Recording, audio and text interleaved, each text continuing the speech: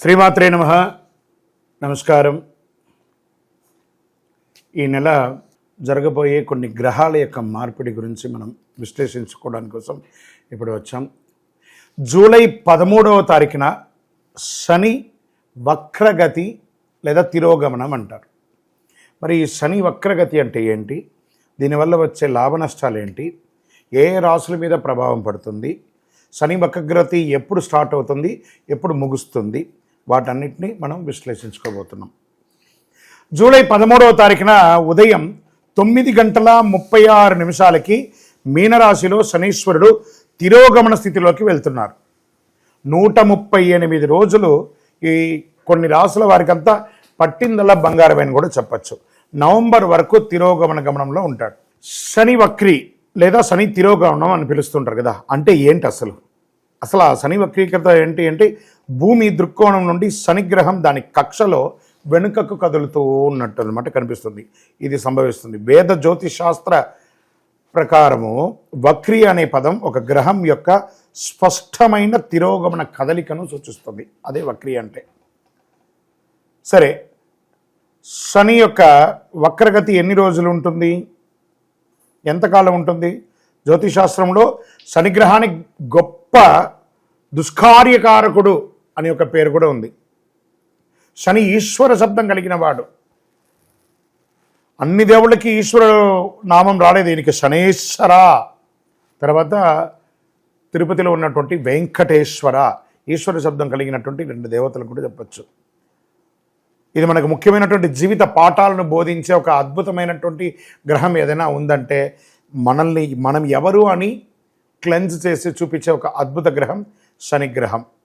సంవత్సరానికి ఒక్కసారి శని సుమారుగా 4.5 నెలలు తిరోగమనంలో ఉంటారు. నవగ్రహాల్లో శనీశ్వరుడికి విశేష స్థానం ఉంది. న్యాయదేవుడు, కర్మఫలదాత శనీశ్వరుడు జూలై 25లో తిరోగమనంలో వెళ్ళబోతున్నటువంటి సమయంలో అనేక రాశులపై ప్రభావం చూపిస్తుంది. వేగం, చురుకుదనం, క్రియాశీలత్వం పెరిగి చేష్టాబలం ఏర్పడుతుంది. నెమ్మదిగా ఆలస్యంగా ఇచ్చే ఫలితాలు అతి త్వరలో ఇవ్వడం కూడా జరుగుతుంది. తిరోగమనం ఈయనకి మందగమనం పేరు కదా, స్లోగా వెళ్తాడు కదా, అదే తిరోగమనంలో ఎలా వెళ్ళాడో అంతకు రెట్టింతలు స్పీడ్గా వచ్చి అనుగ్రహాన్ని ఇచ్చిపోతాడట. వాస్తవానికి 2025 సంవత్సరంలో మార్చి 29 శనీశ్వరుడు తన రాశిని మార్చుకున్నాడు. ఉగాది నుండి శనీశ్వరుడు కుంభరాశి నుండి మీనరాశిలోకి వచ్చాడు. శనీశ్వరుడు తిరోగమనం కొన్ని రాశులకి చెడుగు జరుగుతుందా, మరికొన్ని రాశులకు ప్రయోజనం జరుగుతుందా? శనీశ్వర తిరోగమనంలో శనీశ్వర ఆశీర్వాదంతో అదృష్టాన్ని పెంచి పోషించే కొన్ని గ్రహాలు 138 రోజులు నవంబర్ 28 వరకు ప్రత్యక్షంగా మారబోతుంది. వృషభ, మిథున, కర్కాటక, తుల, మకర, కుంభరాశుల వారికి అద్భుతమైనటువంటి ఆదాయ లాభాలు, పదోన్నతి, ఉద్యోగాలు వంటి అంశాల్లో సానుకూలత చేపడుతుంది. ఇందులో రాశి పరంగా ఒక్కొక్క రాశిగా మనం తీసుకుంటే, మీనరాశి మిత్రులారా, శనీశ్వరుడు తిరోగమన ప్రయోజనంగా ఉంటుంది. మీకు పలు విధాలుగా ముగిస్తాయి. సంబంధాలు మరింత మధురంగా మారుతాయి. అందరూ కూడా సమాజంలో వీరిని ఇష్టపడే ఒక గొప్ప అవకాశం దొరుకుతుంది. వైవాహిక జీవితంలో, ప్రేమ వ్యవహారంలో చాలా అద్భుతమైనటువంటి ఫలితాన్ని పొందుతారు. సమాజంలో మీనరాశి వారికి గౌరవం పెరుగుతుంది. తిరోగమన శని ప్రభావం, మీనరాశిలో సంచరించే శని తిరోగమనంగా మారుతుండడం వల్ల బలాన్ని పెరుగుతుంది. కుంభరాశిలో సంచరించే సమయంలో శనీశ్వరుడు ఫలితాలను ఇవ్వడం ప్రారంభిస్తాడు. శత్రులుగా చూసేవారు సైతం మిమ్మల్ని మిత్రులుగా చూసే ఒక గొప్ప అవకాశాన్ని పొందుతున్నారు. మీ యొక్క ఎన్నో రోజులుగా పెండింగ్ పడ్డ కార్యక్రమాలన్నీ కూడా ఇప్పుడు నెరవేరబోతున్నాయి, అవన్నీ కూడా అవ్వబోతున్నాయి. శని తిరోగమనంలో కాస్త ఇబ్బంది పడుతున్నటువంటి రాశులు అని మనం అనుకుంటే మేషరాశి, సింహరాశి, ధనుసు రాశి, కాస్త మీనరాశి, ఇవి కూడా కాస్త ఇబ్బంది పడుతున్నాయి. కాబట్టి వీటికి ప్రత్యేకించి ప్రిడిక్షన్ అక్కర్లేదండి. ఈ యొక్క జాగ్రత్త పడండి, శని భగవాన్ని ప్రార్థన చేయండి.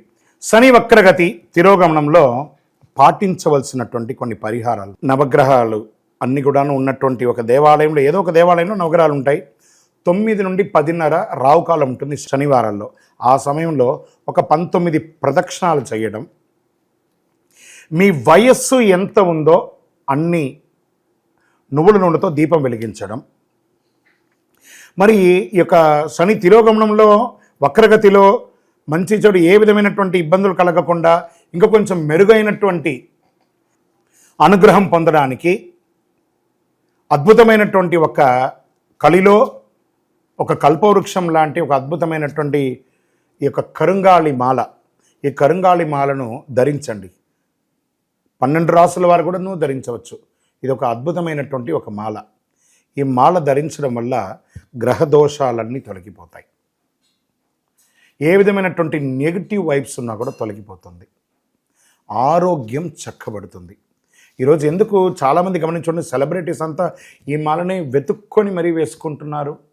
అలాంటి ఈ మాలను మన యొక్క దేవాలయంలో అయ్యప్ప స్వామి 18 అవతారముల దేవాలయం తిరుపతి జీవకొండలో 48 రోజులు పూజ చేసి సుదర్శన చండీ హోమాదులు చేసి దీనికి సంపుటి చేసి ల్యాబ్ టెస్ట్ మరీ చేసి అందిస్తున్నాం.